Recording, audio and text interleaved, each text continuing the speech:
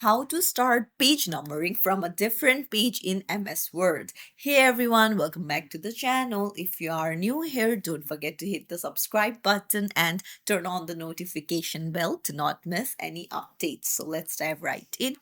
Open up a MS Word document, and then first things first, to insert page number, go to the insert option in the ribbon bar and go to page number.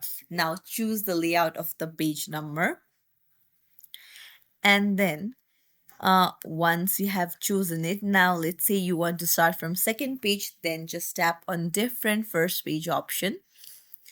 Now you can see that page number has been removed from the first page, but you can see the page starts from 2. So what you can do is you can go to page number in the left hand side, tap on format page numbers, and then you can just start from 0 and then hit OK.